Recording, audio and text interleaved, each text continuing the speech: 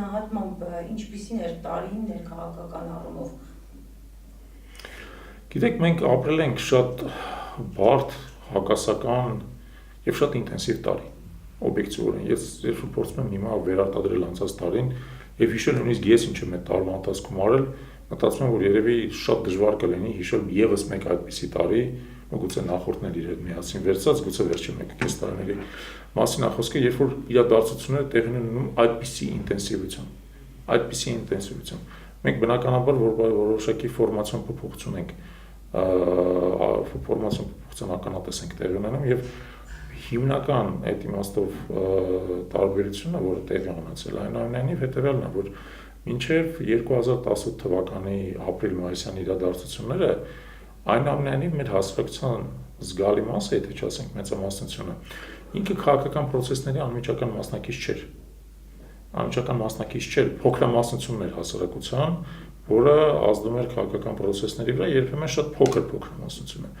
Այն ինչ որ տեղի ունեցավ 18 թվականի ապրիլ-մայիս ամիսներին, մեր հասարակության զգալի մասը դուրս եկավ փողոցները եւ իր կարծիքը արտահայտեց։ Նա ըստ էության հայտ ներկայացրեց դառնալու քաղաքական իրադարձությունների եւ քաղաքական գործընթացի սուբյեկտ։ Դա շատ կարեւոր է։ Դառնալ սուբյեկտ, որոշել այսուհետեւ թե ինչպես է ընթանում երկիրը, ինչ ուղղությամբ է ընթանում, ինչպես է զարգանում եւ մենք պետք է մեր հասարակության այդ ընդվզումը ըստ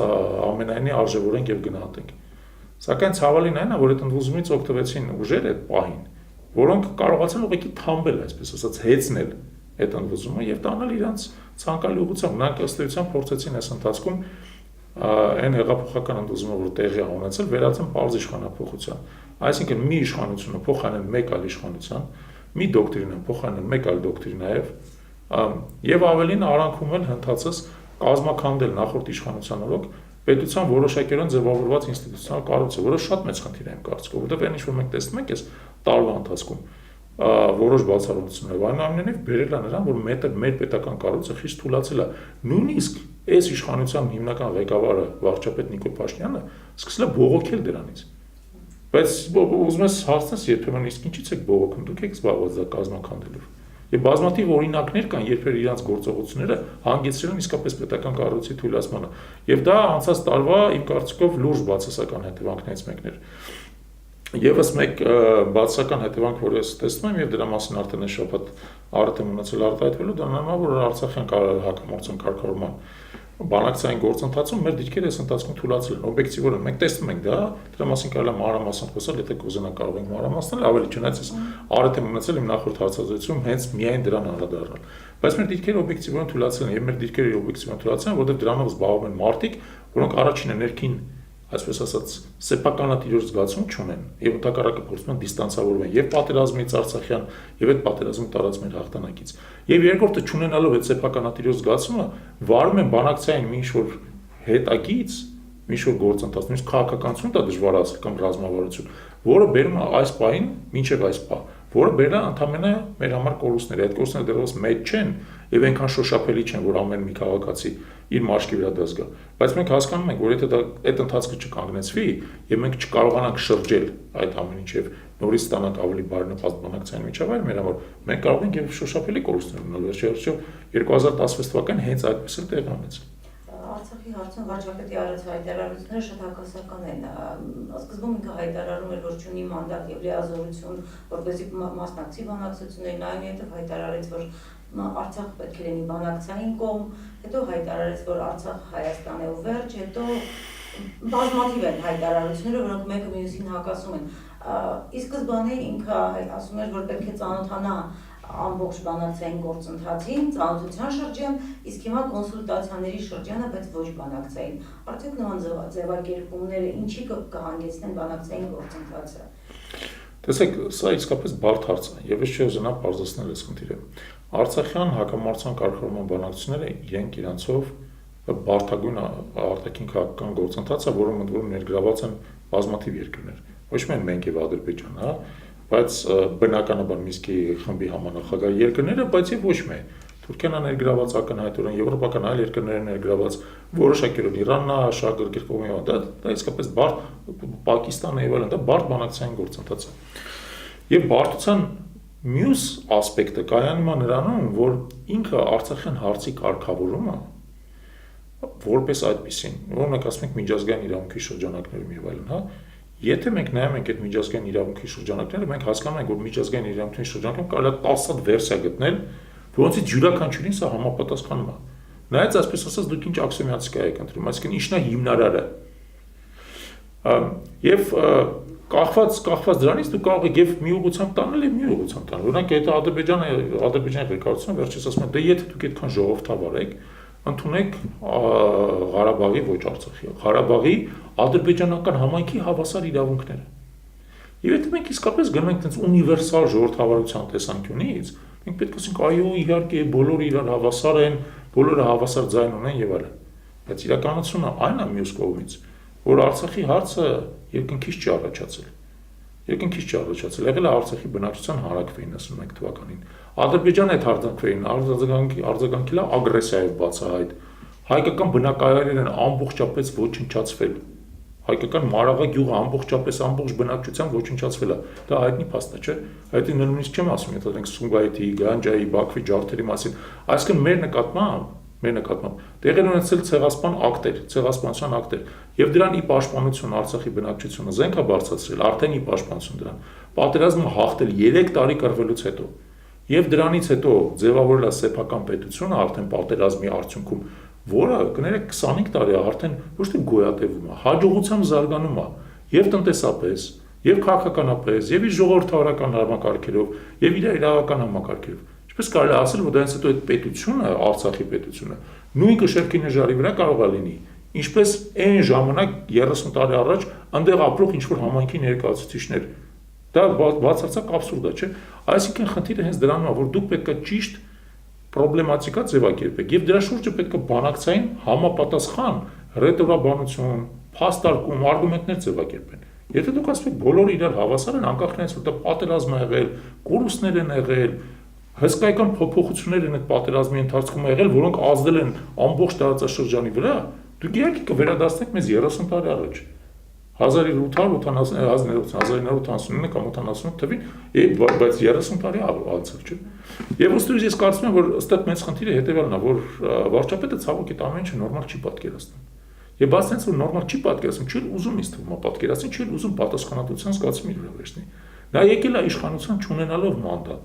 Արցախյան հակամարտությունը լուծելու։ Ես ուզում եմ ձեզ հիշեցնեմ իմիջիայլոց, որ անցյալ տարի տեղի ունեցած ընտրություններին, եթե դուք հիշում եք, ընտրապայքարը շատ կարճ էր, ընդամենը 2 շաբաթ։ Նա Արցախյան կարգավորման հետ կապված ընդհանրապես ոչ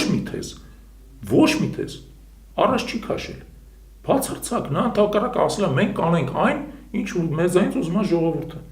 Դա բացարձակ աբսուրդ է։ Ես այդ ժամանակ բարբերաբար մի քանի անգամ ասում եմ, կներեք քաղաքական գործիչներ, երբ որ մասնակցում են ընտրական process-ներին, նրանք հանրային կարևորության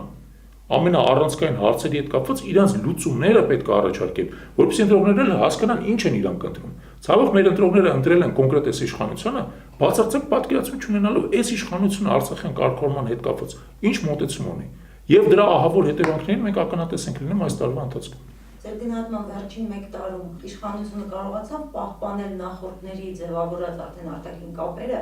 թե հետընթացի է։ Տեսեք, եկեք հերթով նայենք, հա։ Կարծում եմ, որ Ռուսաստանի հետ հարաբերություններում հետընթաց կա որոշակի պարզ պատճառով, որովհետև Ռուսաստանի ղեկավարությունը լուրջ անվստահություն ունի այս իշխանության նկատմամբ, դրա պատճառները բազմիցս նշվել են, ես չեմ ուզում կրկնել։ Եվրոպական միության հետ կապված կա որոշ հարցերում առաջընթաց, որոշ հարցերում հետընթաց, գուցե ընդհանուր առմամբ, եթե մենք վերցնենք ընդհանուր առմամբ, կարծում եմ, որ այստեղ ստատուս քվո է, այսինքն մոտավորապես իներցիոն շարունակվում է այն, ինչ որ եղել է նախորդ իշխանություններում։ Միացյալ Նահանգների հետ հարաբերություններում կա ընդգծված հետընթաց, դա ակնհայտ է, որովհետև այսօրվա իշխանությունները Միացյալ Նահանգների գործող հանրապետական ադմինիստրացիայի հետ տարածում որևէ հարաբերություններ չունեն, եւ ես չեմ հասկանում ուզում են ունենան թե չէ։ Ունեն ենթադրենք դեմոկրատական թևի հետ, սենատորների կամ ներկայացուցիչների պալատի հետ, բայց ադմինիստրացիայի հետ հարաբերություններ չկա, դա մենք տեսնում ենք այս ընթացքում վարչապետը նույնիսկ մի քանի անգամ եղել է Միացյալ Նահանգներում, բայց ոչ մի պաշտոնական կոնտակտներ չեն եղել ամբողջ 1.5 տարիների ընթացքում։ Մեր հարաբերությունները որոշակի են սառել են Իրանի հետ։ Դա փաստարկություն ասեմ նաև Իրանով է պայմանավորված, բայց ինձ թվում է նաև նրանով, որ այս իշխանությունը այնուամենայնիվ լինելով ավելի տես պրոարևմտյան Իրանի հետ հարաբերությունները ակտիվ չի զարգացնում։ Մեր հարաբերությունները առանձնապես չեն զարգանում Չինաստանի հետ, ամեն դեպս ես որևէ ինչ-որ մի հատ այդպիսի տենց ընդգծված ճեղքում չեմ տեսնում։ Ուստի, եթե հանրագումարի բերենք, ես կարծում եմ, որ ընդհանուր առմամբ մեր հարաբերությունների ամբողջ կոմպլեքսը ընթացքում հետընթաց ապրել։ Մեկ տարվա ընթացքում սուպեր լիազորությունները հոշտված վարչապետը կարողացել է ապահովել առաջընթաց որևէ մի ոլորտում։ Գիտեք, տեսեք, եկեք փորձենք հասկանանք, որտեղ կա ինչ-որ դրական փոփոխություններ, որտեղ չի կարելի լինել միայն սև-սպիտակ, հենց իրանց տրամաբանության մեջ եւ ամեն ինչ սևացնել։ Ես կարծում եմ, կա դրական գործոն, օբյեկտիվ դրական գործոն նրանում, որ հարկային մտքերը երկրում ավելացել են։ Մասամբ իհարկե դա իներցիոն process է, որը սկսել է դեռևս 17 թվականին, երբ որ այն ժամանակ փոխվեց հարկային պետական տեսչության ղեկավարությունը, ՊԵԿ-ի ղեկավարությունը, պետական եկամուտների կոմիտեի ղեկավարությունը, եւ սկսեց հարկային եկամուտների բավական շոշափելի աճ, եւ այս տարի այդ աճը շարունակվել է։ Դա իմ կարծիքով դրական երևույթ է, եւ այն, որ բյուջետային հնարավորությունները ընդարձակվել են, դա դրական է։ Մեկ։ Երկրորդը, ես շրջագայելով երկրում տեսնում օրինակ, որ ճանապարհաշինության բնագավառում որոշակի միջոցներ են ընթացքում հատկացվել, բավական ընդգծված, մեր ճանապարհների վիճակը լավացել է։ Դա եւս իմ կարծիքով ընդգծված դրական երևույթ է։ Այդ երկուսից, եւ նաեւ իմ շատ եւս մի կարևոր բան, որի մասին կուզենայի նշել, նաեւ մեզ հետ շփվող տարբեր բիզնեսմենները, գործարարները նշում են նաեւ, որ հարկային մարմինների կողմից ճնշումն է այս ընթացքում թուլացել եւ հարկային մարմինները սկսել են գործել ավելի բաց եւ թափանցիկ։ Ես դրանք բոլորը դրական որպես փոփոխություններ գնահատում եւ ուզում եմ համապատասխան արժևորում։ Ուստի չի կարելի ասել, որ ընդհանրապես որևէ դրական փոփոխություն չի եղել։ Մեծ հաշվով դրական փոփոխությունն է, որ մեր բնակչությունը սկսել է գիտակցել սեփական պատասխանատվությունը երկրի համար։ Դա շատ կարևոր է։ Բայց դա ոչ թե իշխանությունների արժանիքն է որպես այդպեսին, դա հենց մեր բնակչության արժանիքն է, որ նա ի վերջո հասունացել է այն մակարդակին, երբ որ հասկանում է, որ սեփական քաղաքական համակարգի վրա ազդեցության միջոցով պետք է կառավարել սեփական երկիրը։ Եթե մենք դա չենք անում, մեր փոխարեն մեր երկիրը կկառավարեն ուրիշները։ Եվ հիմա այդ գիտակցությունը սկսել է արտանալ, դա շատ դրական է, եւ մենք իմիջիայլ շատ մեծ ողջերությամբ ենք դա ընդունում։ Մնացած դրանից դուրս առայժմ ես անկցված դրական միտումներ չեմ տեսնում, բացական միտումների մասին ես ասացի, մնացած մասին կարող ենք խոսել։ Մեկ տարի առաջ Նիկոլ Փաշինյանը հայտարարեց, որ սա ժողովրդի իշխանություն է։ Արդյոք այս ժամանակահատվածում, հատկապես վերջին 1 տարում, աշկերտելով որ անցած տարվա դեկտեմբերին տեղի ունեցան ընտրությունները, որքանով իշխանություններին հաջողվեց ձևավորել հպարտ դուխով քաղաքացու կոնցեպտը ամրացնել ու ինչ բարեհոգեբանական մթնոլորտ է առհասարակ ձեր դիտարկմամբ հիմա երկրում։ Այստեղ գիտեք, ես կարծում եմ նախ այդ հպարտ դուխով բան եւ այլն, դա Նիկոլ Փաշինյանի անձնական լեքսիկոնն է, որ ինքը օգտագործեց որոշակի ուղեղների լվացման համար նաեւ, հա, որովհետեւ դա քաղաքտեխնոլոգիա է, եկեք հասկանանք, մարդկանց մոտ ուղղակի գցում են այդպես տերմիններ, որպեսզի մարդկանց ոգևորեն։ Շատ ավելի կարեւոր է այն խորքային process-ը, որը երկրում տեղի ունենում, հա, եւ որքանով է առանձին վերցած մարդը իր վրա պատասխանատվություն վերցնում երկրի ապագայի համար։ Որքանով է նա օրինակ գիտակցում, որ ենթադրենք իր երեխան պետք է անպայման ծառայի հայկական բանակում, երկիրը պաշտպանի, պատվով կատարի իր պարտքը երկրի առաջ, պատվով էլ վերադառնա եւ շարունակի իր գործունեությունը, կամ ընդհակառակը փորձում ենթադրենք իր երեխային տանել դուրս մինչեւ 27 տարեկանը, հետո վերադարձնել, փող վճարել, բան եւ այլն, դրանով ազատվել, ցավոք իշխող կուսակցությունից որոշ մարդիկ էլ դրան անընդհատ փորձում են աջակցության, որը իմ կարծիքով շատ եւ շատ դատապարտելի է, հուսով եմ այդ ամեն ինչը առաջ չի գնա։ Ես ինչքանով է մարդը ենթադրենք հասկանում, որ հաջողության ճանապարհը կյանքում դա կրթությունն է եւ աշխատանքն է։ Ինչքանով է հասկանում, որ իր աշխատատեղում նա նաեւ պետք է իր աշխատանքային իրավունքները պաշտպանի։ Ինչքանով է նա հասկանում, որ իր համայնքի տարածքը, հողերը, դաշտերը, անտառները եւ այլն պետք է մաքուր պահի օրինակ։ Եվ որ բնության մաքրությունը, անաղարտությունը եւ այլն դա արժեք է, որովհետեւ հասկանում եք մի բան օրինակ պայքարել ենթադրենք մի կոնկրետ հանկագործական ընկերության դեմ ու ասել, որ այ հարցագործներ են այս հանկագործական ընկերությունները եւ այլ, իսկ մյուս բանը սեփական տանը դեմը մաքուր պահել է։ Պետք է սկսել սեփական տան դեմից, այդ դեպքում դու բարոյական իրավունք ունես նաեւ այդ հանկագործական ընկերության դեմ պայքարել։ Այդ իմաստով իհարկե փոփոխությունները բավական դանդաղ են տեղի ունենում։ Եվ ես մյուս կողմից չէի ակնկալի, որ շապից դուրս արագ տեղի ունենա փոփոխությունները, բոլոր դեպքերում այդ արժեք համակարգային խորքային փոփոխությունները դրանք ժամանակ են պահանջում, երբեմն սերունդների կյանք։ Բայց մենք դրան պետք է պատրաստ լինենք, որպես պատասխանատու քաղաքական գործիչներ, մենք պետք է պատրաստ լինենք նրան, որ մենք աշխատում ենք մարդկանց մեջ, որպեսզի բոլոր դրական փոփոխությունները աստիճանաբար արմատավորվեն։ Համենայն դեպս ես ուզում եմ արձանագրել այն փաստը, որ անկախությունից ի վեր մենք այս անցած համարյա 30 տարիների ընթացքում, 28 տարիների ընթացքում փաստորեն այնուամենայնիվ բավական մեծ քանակությամբ դրական փոփոխությունների ականատես ենք եղել։ Եվ ամենակարևորը, որ մեր հասարակությունը աստիճանաբար գալիս է այն գիտակցության, որ նա ապրում է սեփական պետությունում, եւ նա չպետք է կառավարի Մոսկվան, Բրյուսելը, Վաշինգտոնը, Ստամբուլը, չգիտեմ, որևէ այդպես արտաքին մայրաքաղաք, ուժի կենտրոն։ Մենք պետք է ինքներս սովորենք մեզ կառավարել։ Որովհետեւ մենք ինքներս սովորենք կառավարել, մենք պետք է կրթվենք, աշխատենք, կազմակերպվենք, ստեղծենք քաղաքական ուժեր, այդ քաղաքական ուժերը մրցակցեն գաղափարական դաշտում, գաղափարների դաշտում,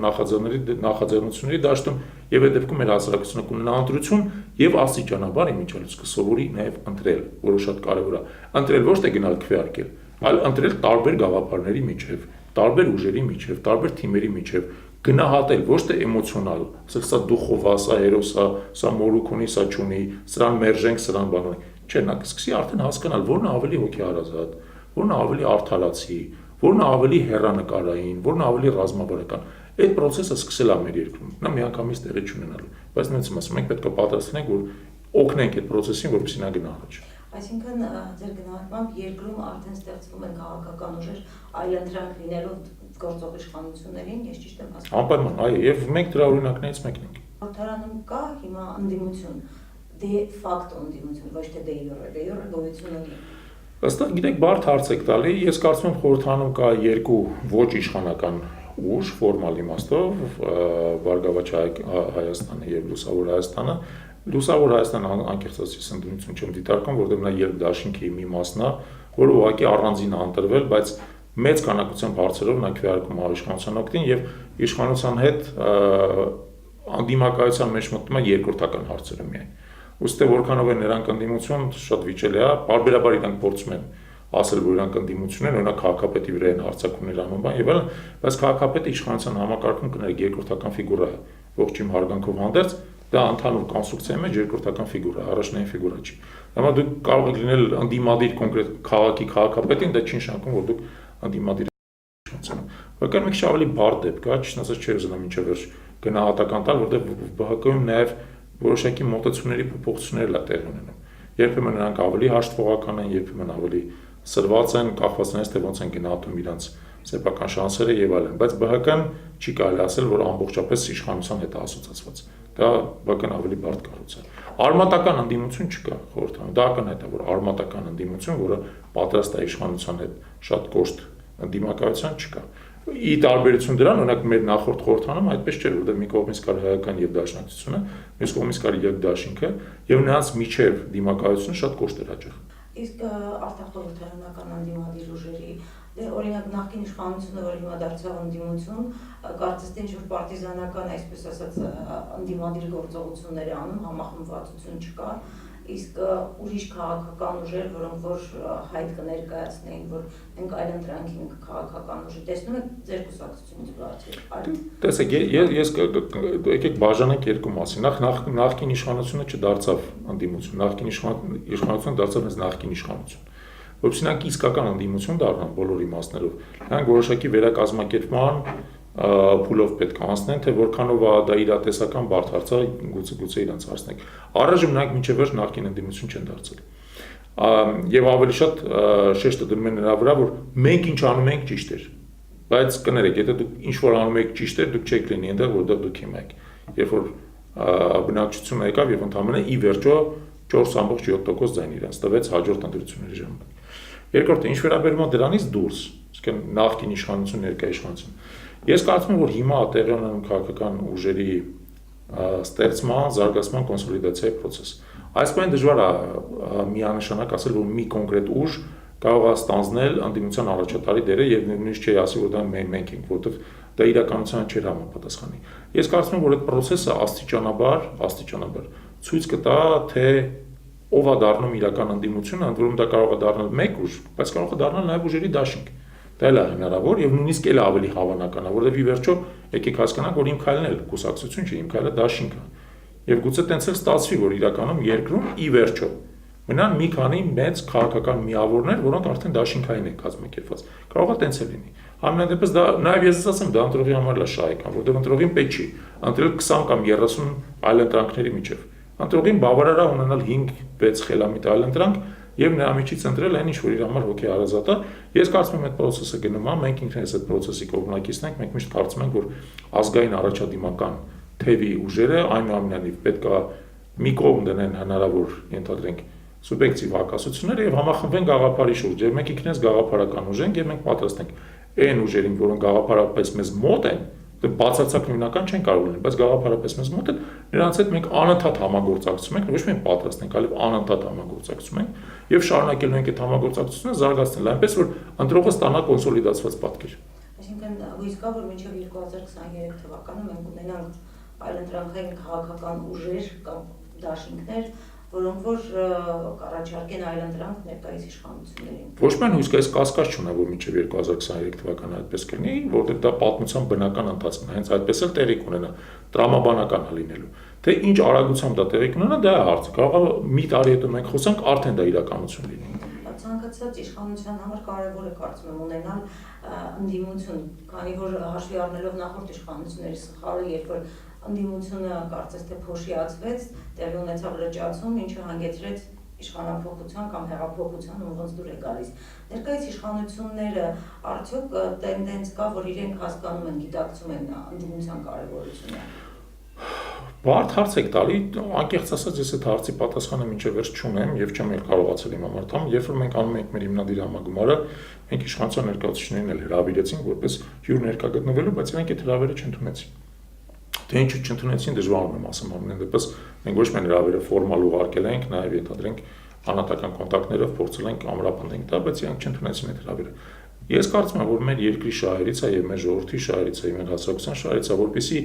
տարբեր քաղաքական ուժեր իրար հետ ունենան բոլոր դեպքերում քաղաքակիրթ հարաբերություններ։ Այսինքն մեր պայքարը լինի քաղաքական, գաղափարների, գաղափարախոսության, նախաձեռնությունների, տեսլականների, մոտեցումների շուրջ։ Եվ մենք չփորձենք իրար հետ թշնամանալ, չփորձենք անհատականացնել դենք։ Համենայն դեպս գուցե դուք էլ հետևել եք այս ընթացքում, դուք տեսեք, մեր քաղաքական ուժը չի փորձում երբևիցե անհատականացնել որևէ հարց, չի փորձում թիրախավորել անհատների, չի փորձում թշնամիներ որոնել, ընդհակառակը մենք փորձում ենք համագործակցություն որոնել, մենք փորձում ենք գնալ ազգային համերաշխության ճանապարհով, մենք փորձում ենք համենայն դեպս արտաքին խաղացողների դեմ հանդիման հանդես գալ որպես միասնական կուռ երկիր եւ հասարակություն եւ բոլոր մեր տարաձայնությունները լուծել երկրի ներսում քաղաքակիրթ երկխոսության ճանապարհով։ Դա անկեղծ մեր հույսն է եւ մենք իսկապես հուսով ենք, որ զարգացումները երկու կբերեն նրան, որ բոլոր կողմերը քաղաքական process-ի կսկսեն դրա անհրաժեշտությունը գիտակցել եւ հասարակությունը կսկսի գիտակցել դրա անհրաժեշտությունը, որ սև սպիտակը լավ չի, որ ատելապաշտությունը լավ չի, որ հայոյանքը Facebook-ում կամ YouTube-ի տակ լավ չի, ընդհանրապես ասած, եւ որ եթե նույնիսկ դու ինչ-որ մեկին համաձայն չես, լավ կլինի ասածը լսես եւ փորձես հասկանալ, եւ ինքդ քեզ հաստատես, իսկ ինչի համաձայն չես, իսկ որ մասին համաձայն չես, իսկ այնպիսի մաս, որին գուցե համաձայնվես, որովհետեւ այդ ջերով մենք ի վերջո կկարողանանք ստանալ հասարակական երկխոսություն, եւ ես վստահաբար ուզում եմ ասեմ, որ հասարակությունը դա շատ կշահի, որովհետեւ այդ դեպքում լավագույն գաղափարներն կարողանա ծաղկակաղանի եւ տանի առաջ։